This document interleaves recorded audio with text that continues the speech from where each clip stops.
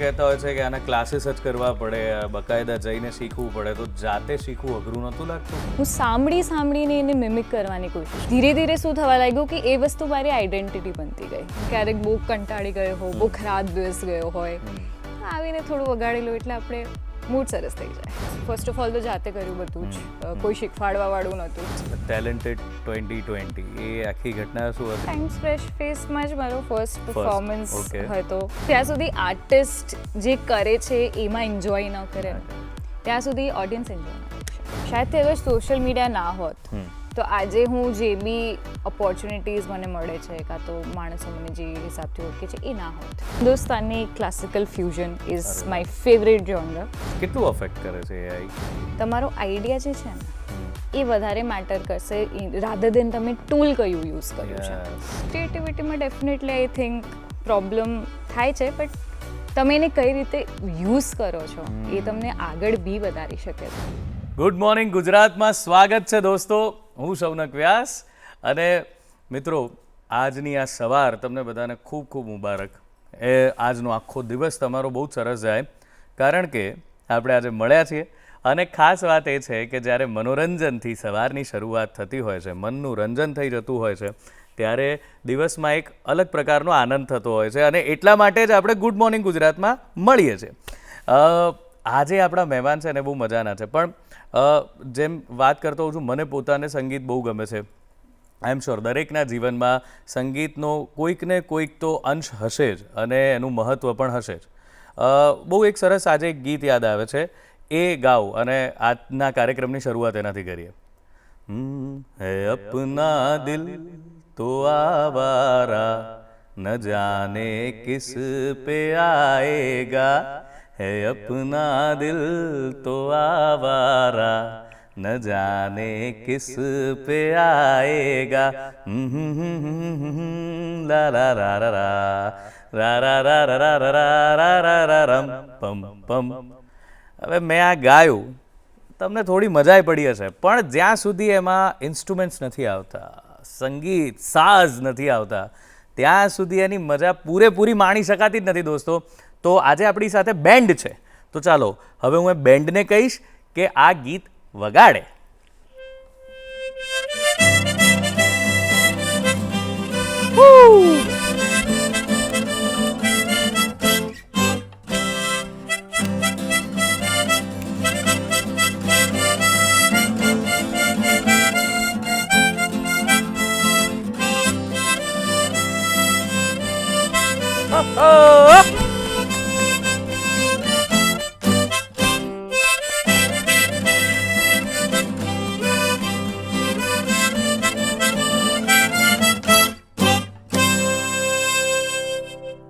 ક્યા બાત હૈ. એવું એક કહેવત છે ઇંગ્લિશમાં કે વન મેન આર્મી છે આ.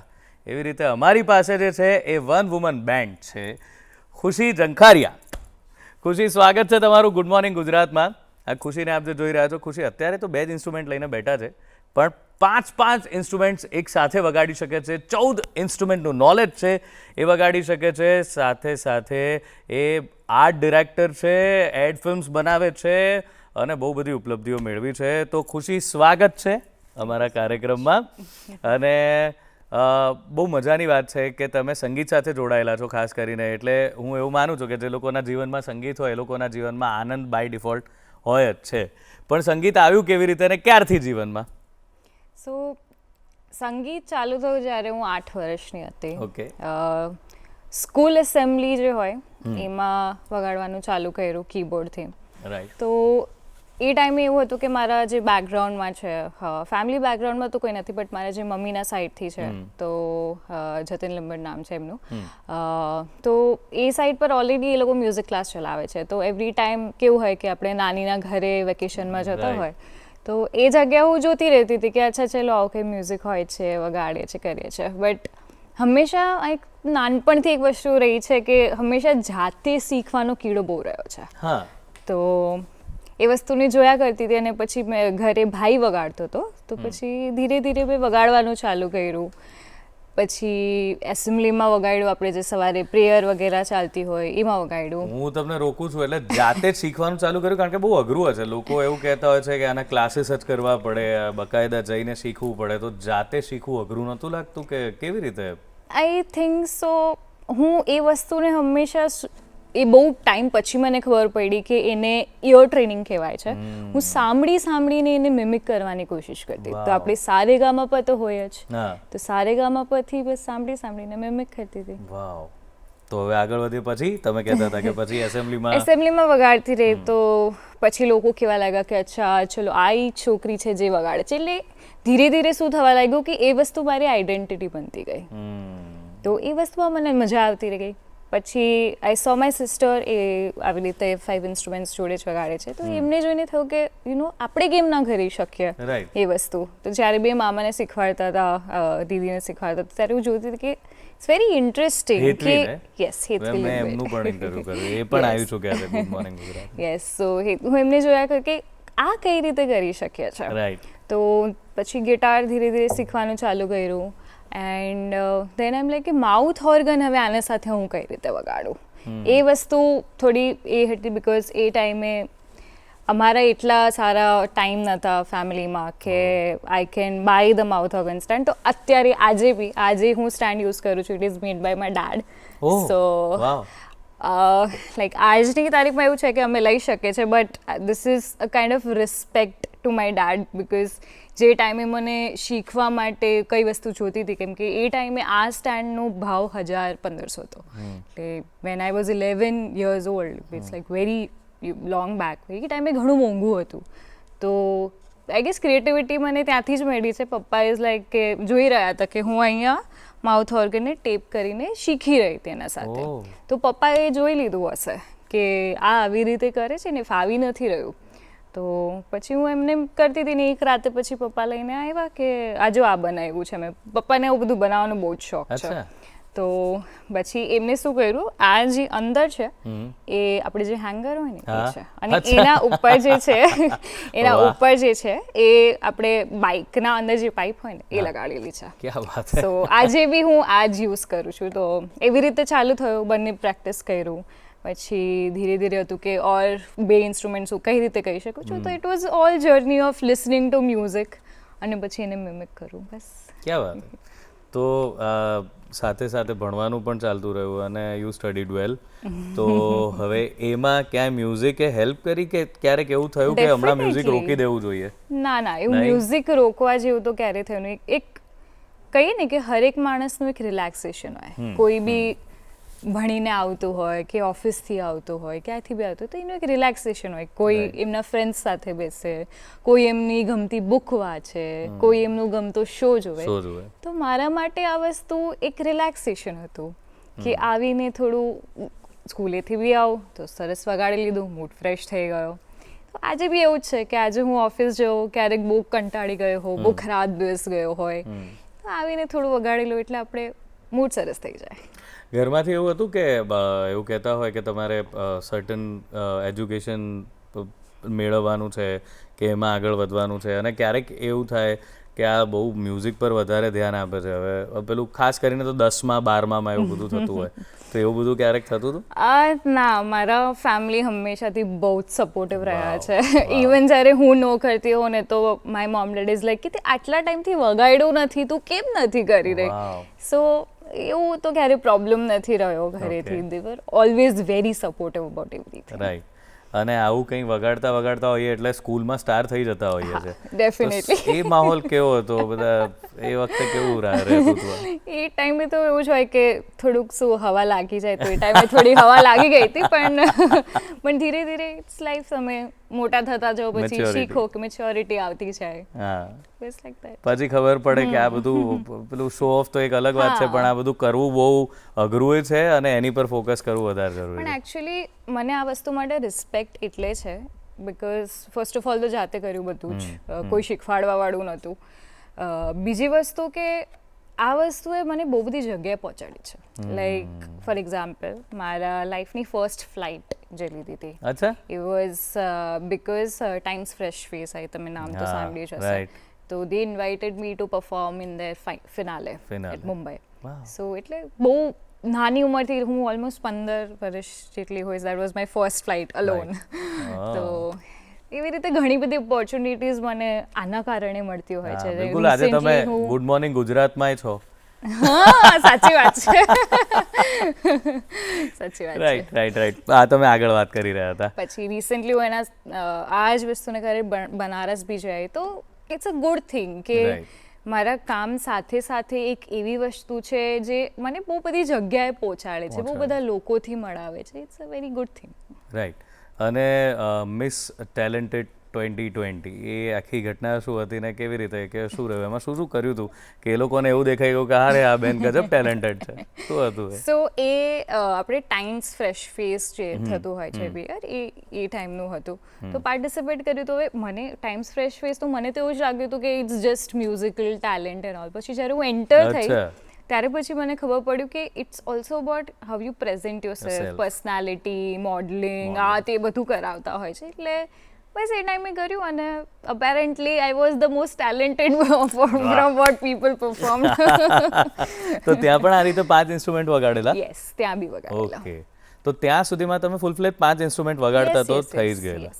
રાઈટ. અને પછી તમારું હાયર એજ્યુકેશન એ શામાં છે? અને એ કારણ કે એ તમારું આખું એક અલગ ફિલ્ડ જ છે, તો એ શું છે? સો હાયર એજ્યુકેશન મારું બેચલર્સ ઇન ડિઝાઇન થયેલું છે. So I M a designer by profession. પછી ધીરે ધીરે કેવું હતું કે નાનપણથી એ તો વસ્તુ ખબર જ હતી કે ક્રિએટિવમાં જ જવું છે. આપણને સાઇન કોસ થીટા સમજમાં આવતું હતું, સરસ માર્ક્સ આવતા હતા, પણ એવું હતું કે નહીં થાય એમ. આજે બી જ્યારે હું અકાઉન્ટન્ટ્સ ને બધાને જોઉં મને આમ જોઈને લાગે કે બહુ બોરિંગ કામ છે. એટલીસ્ટ મારા કામમાં શું છે કે આફ્ટર ડિઝાઇનિંગ કર્યા પછી જ્યારે મેં મુદ્રા કમ્યુનિકેશન આર્ટ ડિરેક્ટરના જેમ જોઈન કર્યું તો ફન હતું. લાઈક મારા જોબમાં શું કે મૂવીઝ જોવી પડે. આવી નોકરી બધાને મળે, ભગવાન કરે. સો આઈ ગેસ બધી વસ્તુ મારા આજુબાજુ હંમેશા ક્રિએટિવ રહી છે. રાઈટ. અને બહુ વખતથી આપણે વાતો જ કરીએ છીએ, આ બે ઇન્સ્ટ્રુમેન્ટ બૂમો પાડે છે કે હવે મને કંઈક વગાડો, તો બીજું કંઈ એક સરસ તમારું પ્રેઝન્ટેશન આની સાથે થઈ જાય.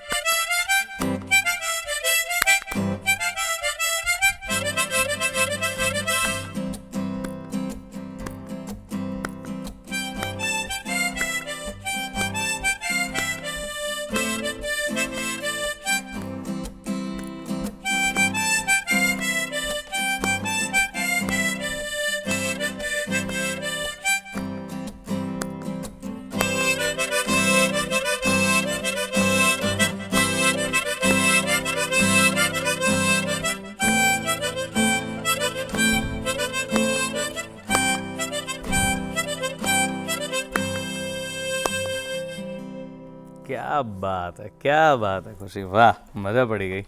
સો આપણે આવ્યા ભણવામાં, ડિઝાઇનિંગ અને જોબ. તો વર યુ હેપી જ્યારે તમે આ ડિઝાઇનિંગ કર્યું અને આ જોબ લાગી ગઈ? પછી ક્યારેક એવો પ્રશ્ન હતો કે આ બી એક, એટલે ક્યારે ડ્યુઅલ માઇન્ડ રહ્યું કે કમ્પ્લીટલી એક તરફ જ જવું છે કે કમ્પ્લીટલી બીજી તરફ જવું છે, એવું કંઈ ખરું? હા. સો આમાં વસ્તુ એવી હતી કે જ્યારે એજ્યુકેશન ઓલમોસ્ટ કમ્પ્લીટ કર્યું ત્યારે ખબર તો હતી કે મ્યુઝિક એવી વસ્તુ છે જે આગળ વધી શકું છું, બટ એ ટાઈમે મેં આઈ ગેસ ચોઇસ બનાવી બિકોઝ મેં જોયું છે મારા આજુબાજુ કે મ્યુઝિક ઇન્ડસ્ટ્રી એક સ્ટ્રગલ છે. બિલકુલ. અને એ વસ્તુ મને ખબર હતી, ઘણા લોકોને એવું હોય છે કે નહીં કંઈ બી થઈ જાય પણ હું તો આ કરીને જ રહીશ, પણ મને થોડું પ્રેક્ટિકલ વે બી જોવો હતો. અને ડિઝાઇનિંગ ઇટ વોઝ સમથિંગ જે મને હંમેશાથી પ્રેમ રહ્યો જ છે, ક્રિએટિવિટીનો પ્રેમ રહ્યો છે. તો મેં વિચાર કર્યો કે અગર હું આને એઝ અ પ્રોફેશન લઈ લઉં, એઝ એન આર્ટ ડિરેક્ટર જે બનું છું, તો એના સાથે મ્યુઝિક તો હું કરી જ શકીશ, પણ અગર હું મ્યુઝિક લઈશ તો હું આર્ટ ડિરેક્શન નહીં કરી શકું. એટલે મેં એ ટાઈમે એવો ડિસિઝન બનાવ્યો કે આજુબાજુ વસ્તુ જોયા પછી કે I go for the art direction completely. Music સાથે સાથે કરતા રહીશું. વાહ, એટલે તમારે બહુ સમજદાર વડીલોની જરૂરત જ નથી રહી જે આવી જ સલાહ આપતા હોય છે. તમે તમારી જાતે જ આ સલાહ પોતાની જાતને આપી દીધી ને અમલે કરી નાખ્યો, તો બહુ જ સારી વાત છે. તો ખુશી, પહેલું પરફોર્મન્સ કંઈ યાદ છે કે જ્યારે એવું આમ આ એસેમ્બલી વાળું તો ખરું, સ્કૂલ વૂલમાં તો ખરું, પણ આમ બહાર કર્યું હોય, નર્વસ હો, બહુ બધા હોય ને એમ થાય કે આટલા બધાની સામે મારે પહેલી વાર આ વગાડવાનું છે, એવું કંઈ યાદ છે? આઈ ગેસ એવું તો કંઈ રહ્યું નથી મારામાં, કેમ કે પહેલાંથી જ હું બહુ આમ બિંદાસ મૂફટ કાઇન્ડ ઓફ છોકરી રહી છું. તો નર્વસ તો નહીં કહી શકું, બટ હા, ટાઈમ્સ ફ્રેશ ફેસમાં જ મારો ફર્સ્ટ પરફોર્મન્સ હતો. ત્યાં like a very big audience, almost 600-800 પીપલના સામે હતો. It's beautiful. Like I have always enjoyed what I do. હંમેશા એ, કેમ કે જ્યાં સુધી આર્ટિસ્ટ જે કરે છે એમાં એન્જોય ન કરે ને ત્યાં સુધી ઓડિયન્સ એન્જોય ના કરી શકે. કરેક્ટ, બિલકુલ. ત્યારે શું વગાડ્યું હતું? ત્યારે બહુ કહું કીધું? અઘરો ક્વેશ્ચન હા, છે. યાદ નથી. યાદ નહીં હોય. આઈ હે અપના દિલવાર આઈ એ અરે વાહ, ક્યાં વાત હે. ઓકે. અને એવા કોઈ ત્યારે કોઈ સરસ રિસ્પોન્સીસ મળેલા કે ત્યારે તમને એમ થયું કે આ તો આ લોકો પણ આ વસ્તુને એન્જોય કરે છે? અત્યાર સુધી મને એવું હતું કે મારા ફ્રેન્ડ્સ સ્કૂલ વૂલમાં ચાલે છે, ત્યારે એવું શું થયેલું? ત્યારે એકચ્યુઅલી બહુ આમ કહીએ ને, જે વસ્તુને તમે આટલા ટાઈમ સુધી કરી હોય, મેં ક્યારે એવી કોઈ એક્સપેક્ટેશન્સ રાખી નથી, બટ એ ટાઈમે જ્યારે લોકો આવે, લાઈક એજેડ માણસ બી હોય, એમાંથી અમુક લોકો તો એવા બી કે અમુક ફિલ્મ સ્ટાર્સ બી હતા ને એ બધું, તો એ લોકો જ્યારે આવીને તમને કહે કે તમે જે કરો છો ક્યારે જોયું નથી અને બહુ ડિફિકલ્ટ છે, તો સારું લાગતું હતું. વાહ, ઓકે. સો આ તો થઈ તમારા પરફોર્મન્સની વાત પહેલાં કે ભાઈ આ પ્રકારનું રહ્યું હતું. અને દેન તમે કીધું કે તમને ઘણી places, it has taken you to places, બહુ જ સરસ જગ્યાએ તમે બધે ગયા છો. તો કેવા કેવા ત્યાં, એટલે શું તમારી પાસે કોઈ પ્રોમિનન્ટ ફરમાઈશ આવતી હોય કે આ તો પ્લીઝ વગાડો, કે આ મારે તમારી પાસેથી સાંભળવું છે, એવું કંઈ? ના, એવું તો કાંઈ રહ્યું નથી ક્યારે બી કે આ સાંભળવું જ છે. કેમ કે એ લોકોને ખબર છે કે આ જે બી કરશે સારું કરશે. ક્યાં વાત હે. તો એક ખુશીનો જે કોન્ફિડન્સ છે તો બહુ જોરદાર છે. મજાની વાત એ છે કે બહુ નિખાલસ અને જે છે એને જીવનારા અને જે છે એને માણનારા વ્યક્તિ છે ખુશી. તો એમની સાથે આ મ્યુઝિકલ યાત્રા ચાલુ રહેવાની છે. અત્યારે સમય છે વિરામનો, તો મળીએ વિરામને પેલે પાર.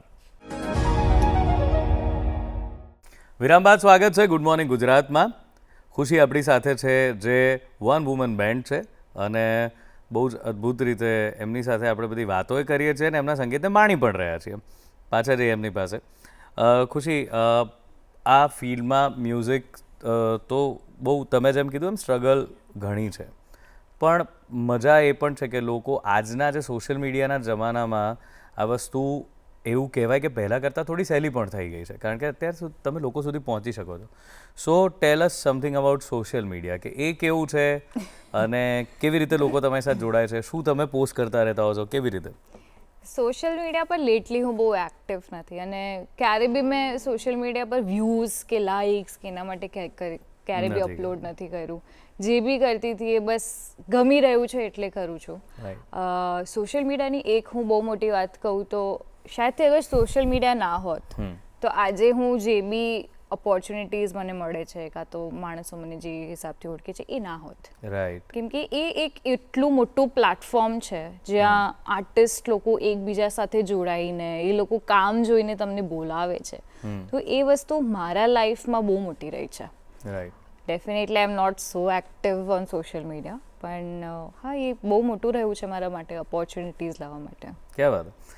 અને સોશિયલ મીડિયાનો કોઈ એવો દાખલો યાદ છે? કારણ કે અહીંયા એવી એક સારી વાત એ છે કે નોર્મલી તમે ક્યાંક વગાડવા જાઓ, લાઈવ પરફોર્મન્સ કરવા જાઓ, તો બધા તમારી સાથે કનેક્ટ નથી થઈ શકતા. કોઈને કંઈક કેવું હોય એકદમ ડીએમમાં આવશે. હા, એટલે એવું કોઈ સરસ ડીએમ, કોઈ સરસ વાત, એવું કંઈ યાદ છે કે જેમાં કોઈએ બહુ જ એટલી સરસ વાત કરી દીધી હોય કે તમને એમ થાય કે વાહ, કેટલી બધી વેલ્યુ કરી એમ આ આર્ટની?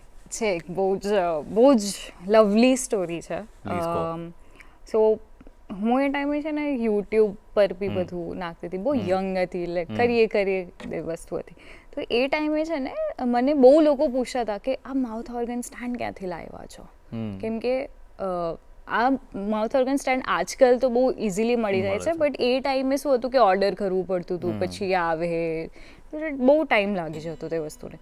તો એક જેણે મારો વિડીયો જોયો હશે કે અચ્છા આને આવી રીતે માઉથ ઓર્ગન સ્ટેન્ડ બનાવવાનું છે, તો એ માણસે આખું સ્ટેન્ડ એવી રીતે બનાવીને મને ફોટો મોકલ્યો અને આટલો લાંબો મેસેજ થેન્ક યુમાં લખ્યો કે આ વસ્તુ હું બહુ ટાઈમથી શીખવા માંગતો હતો, બટ આ વસ્તુના કારણે હું કરી નહોતો શકતો, બટ આ વિડીયો જોઈને પછી મેં આ બનાવ્યું છે. તો એ ટાઈમે મને બહુ જ સારું લાગ્યું હતું કે યુ નો તમારી જે બી ક્રિએટિવિટી છે એ લોકોને બી બહુ હેલ્પફુલ રહે છે.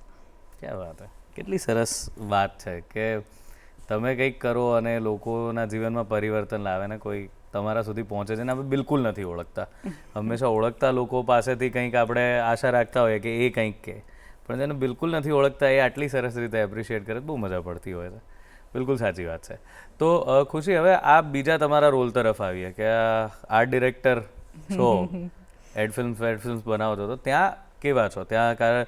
કારણ કે હા એ જરા અઘરું કામ છે ને, કારણ કે બધાને ભેગા કરવા આ તે બધું કરવું ડેફિનેટલી વધારે મોટી ક્રિએટિવ. અહીંયા તો આપણે જ છે ને, આપણા 5 ઇન્સ્ટ્રુમેન્ટ બિલકુલ આપણા કયામાં છે, જ્યારે જેને કઈ છે ત્યારે વાગશે.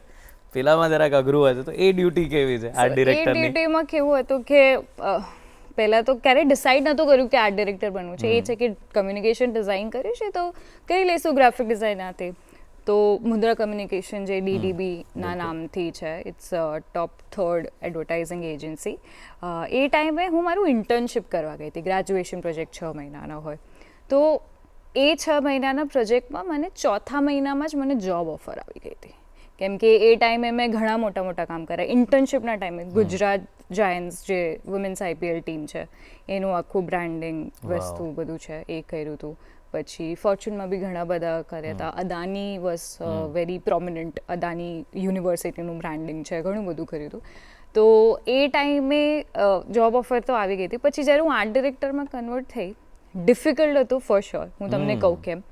ઇટ્સ બિકોઝ જે મારો એરિયા છે ને કામ કરવાનો, ત્યાં બધા જ 20 વર્ષ 25 વર્ષના એક્સપિરિયન્સ સાથે આવે છે. અને I was very young, I was 22. સો એ વસ્તુ ડેફિનેટલી બહુ ડિફિકલ્ટ થતી હતી. જ્યારે હું શૂટ્સ પર જઉં તો શૂટ્સ પર બી ના સાંભળે, બિકોઝ એ 15-20 વર્ષ 25 વર્ષથી એ લોકો શૂટ્સ કરી રહ્યા છે. બટ એક વસ્તુ જે ફિલ્ડમાં સારી છે, મે બી ઇટ્સ બિકોઝ કે હું બહુ એક્સ્ટ્રા બોલ્ડ છું. લાઈક મને જે જોઈએ છે એ જોઈએ જ છે. તો ધીરે ધીરે એને કઈ રીતે બોલવું કરવું, કઈ રીતે લોકોને ગાધર કરવા, એ ધીરે ધીરે એ વસ્તુ જર્ની છે, ધીરે ધીરે આવડતું ગયું. બિલકુલ. બટ ડેફિનેટલી એ વસ્તુ બહુ ડિફિકલ્ટ હતી. ટિલ આજના ડેટમાં બી એવું જ છે કે બિકોઝ તમે યંગ છો અને એડવર્ટાઇઝિંગ એજન્સી એઝ અ બહુ લોકો એજડ લોકો કામ કરે છે એરિયા પર. પણ એક વસ્તુ બહુ જ સારી છે કે હું જે જગ્યા પર કામ કરું છું ત્યાં જેટલા બી મારા સિનિયર્સ છે એ હંમેશા વસ્તુ માટે બહુ જ ઓપન રહ્યા છે. બહુ બધા ઓપોર્ચ્યુનિટીઝ લાગે છે. વાહ. તો અગેન વાતો બાદ ગીતો. તો હવે કંઈક ફરી તમારું કંઈક પ્રેઝન્ટેશન થઈ જાય પ્લીઝ.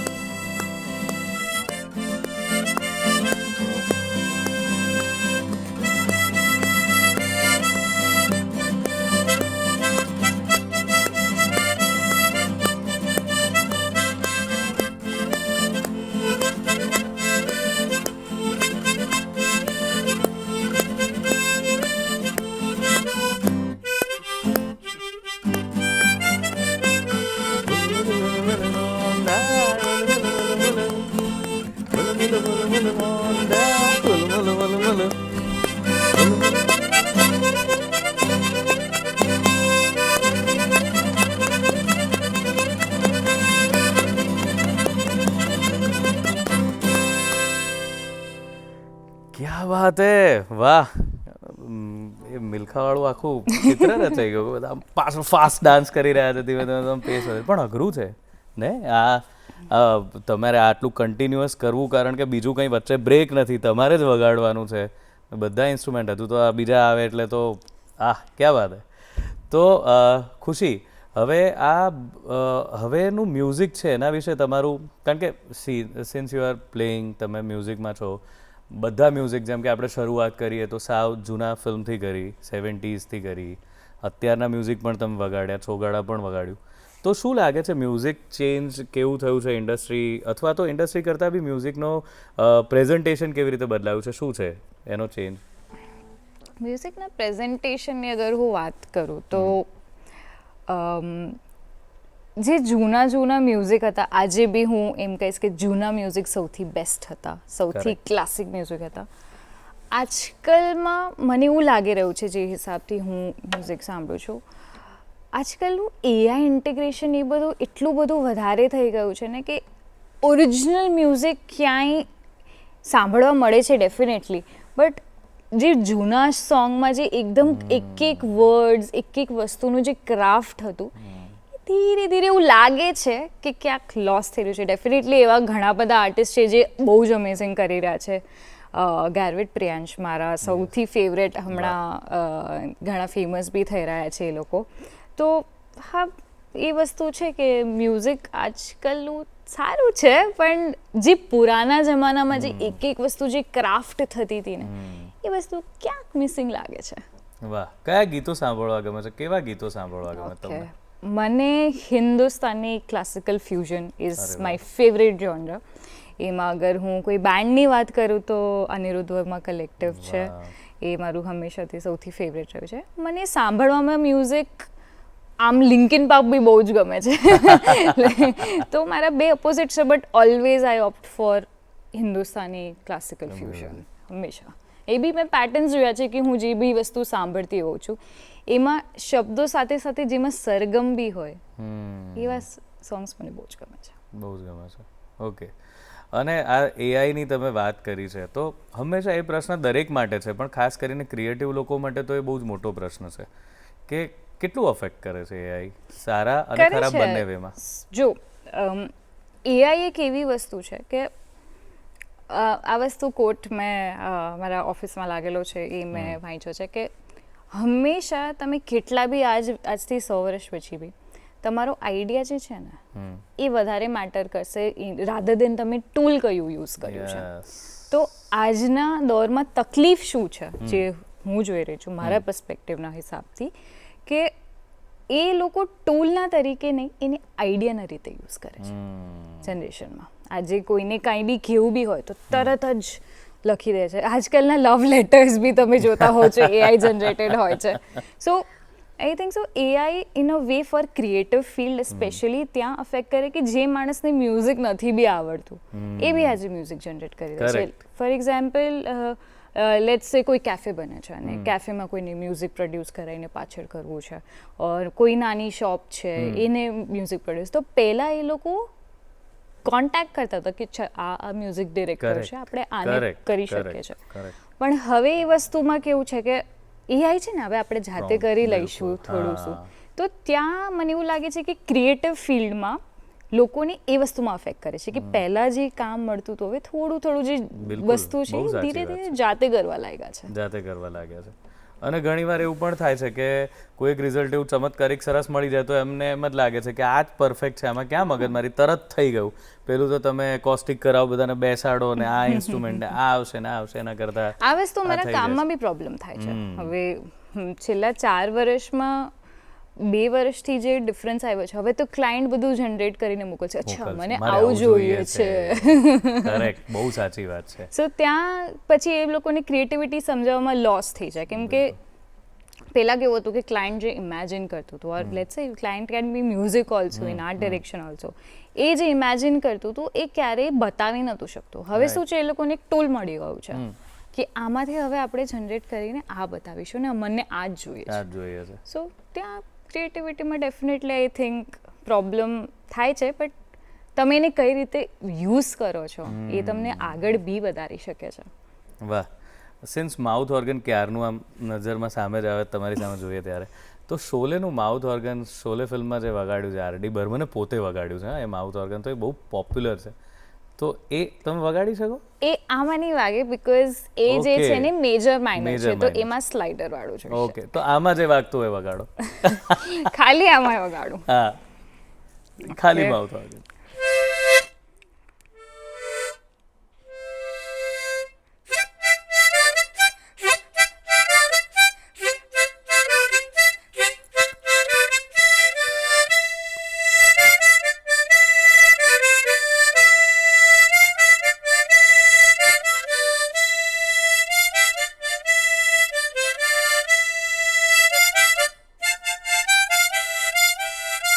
વાહ.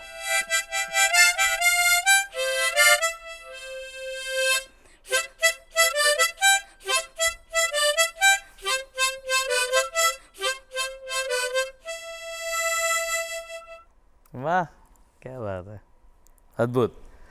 અને ખાસ તો એ ખુશી કે હવેના જે લોકો તમે પણ બહુ યંગ એટલે આ જ જનરેશનથી છો ઓલમોસ્ટ, અને હવે બધા મ્યુઝિકને કેવી રીતે જોતા હોય છે, તમને ઘણા બધા મળતા હશે લાઈક તમે આટલું વગાડો તો કહેવા કે અરે અમને બહુ રસ છે અમારે આવું, તો એવું જ લાગે છે કે કરવું છે પણ મહેનત ઓછી કરવી છે કે એવું કંઈ દેખાય છે કે પછી બહુ જ પેશનેટ હોય છે, શું છે અત્યારનો સિનેરિયો? આઈ થિંક સો એનું ઓપોઝિટ છે. જે લાઈક લાસ્ટ મારા જાન્યુઆરીનો જ એક્સપિરિયન્સ છે, હું લાસ્ટ ગઈ હતી તો એમાં લોકો ઓર પેશનેટ થઈ ગયા છે Wow. શીખવા માટે. જે નવી નવી જનરેશન્સ આવી રહી છે એ, કેમ કે હવે કેવું છે કે કોઈને બી કાંઈ શીખવું છે ને તો બધું જ છે. તમે સર્ચ કરો કે અચ્છા how to play mouth organ, how to play guitar, how to sing, બિલકુલ, તો બધા એ બધી ટ્યુટોરિયલ પડ્યા વસ્તુ છે. ઓપન થઈ ગઈ છે હવે. તો લોકો આઈ ગેસ પેશનેટ થઈ રહ્યા છે અને કઈ રીતે એ વસ્તુને યુઝ કરીને શીખી શકે છે એ છે. તો પેશન વધતો શ્યોરલી વધી ગયું છે. ક્યા વાત હે, ક્યા વાત હે. મને તમારી સાથે ગીત ગાવાની ઈચ્છા થાય છે. મેરે સપનો કી રાની ગાઈએ? ચાલો. હા, ચલો.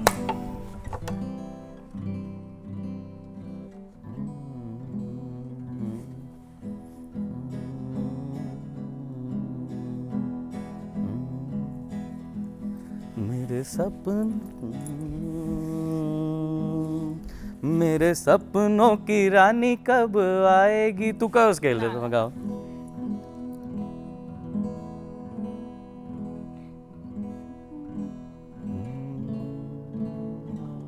हाँ. की रानी कब आएगी तू, आई रुत मस्तानी कब आएगी तू, बीती जाए जिंदगानी कब आएगी तू, चलिया तू चलिया, मेरे सपनों की रानी कब आएगी तू, आई रुत मस्तानी कब आएगी तू, बीती जाए जिंदगानी कब आएगी तू, चलिया तू चलिया.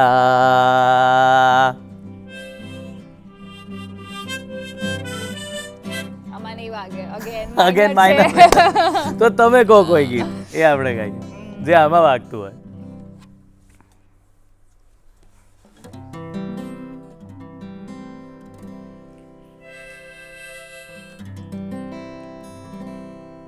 યાદ કરવું પડશે. હા, કરો, બધા કરો. સોંગ્સ વગાડી દીધા.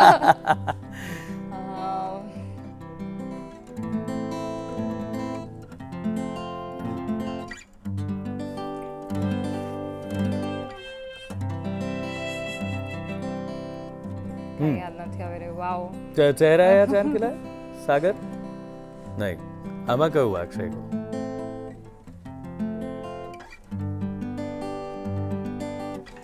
આઈ ગેસ સ્ટેજ પર ક્યારે નર્વસનેસ નથી ને. અહીંયા થઈ રહી છે ને.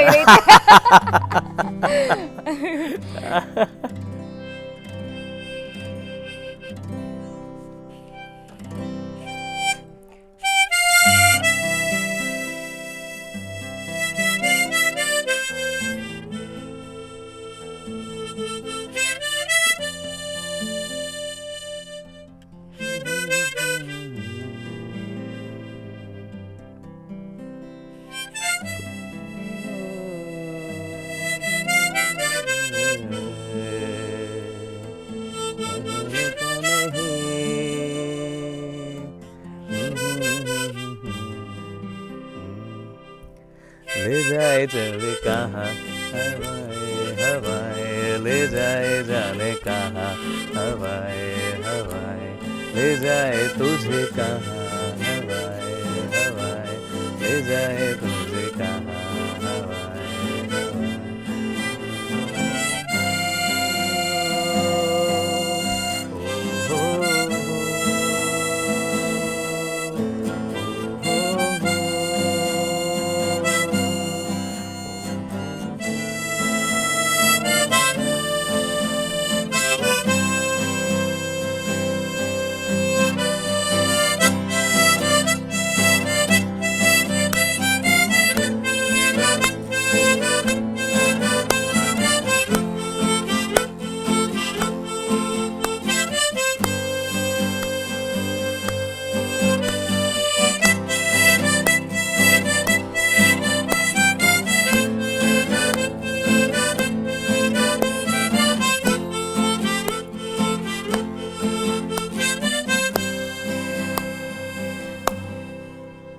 ક્યાં બાત હે, બહુ મજા પડી. સો ખુશી, એક સમયની મર્યાદા હોય છે એટલે આપણે રોકાઈએ, પણ બહુ જ મજા પડી. સો તમારી સાથે વાત કરીને એ ખબર પડી કે બહુ મેચ્યોરિટીથી તમે તમારી બધી જ વસ્તુઓને એ કરી જ શકો છો સાથે રાખીને, અને એમાં આગળ વધી જ શકો છો. સો વી વિશ યુ કે આ ટેલેન્ટ તમને બહુ જ બધે લઈ જાય અને બહુ બધા લોકો સુધી આ વસ્તુ પહોંચે. તમારો ખૂબ ખૂબ આભાર. થેન્ક યુ ખુશી. તો દોસ્તો, ખુશી સાથે આપણે વાત કરી અને એમની પાસેથી એક વાત બહુ જ સરસ આપણે સમજ્યા કે જરૂરી નથી કે તમે કોઈ એક જ વસ્તુમાં અટક્યા રહો અથવા તો એની પાછળ જ લાગેલા રહો.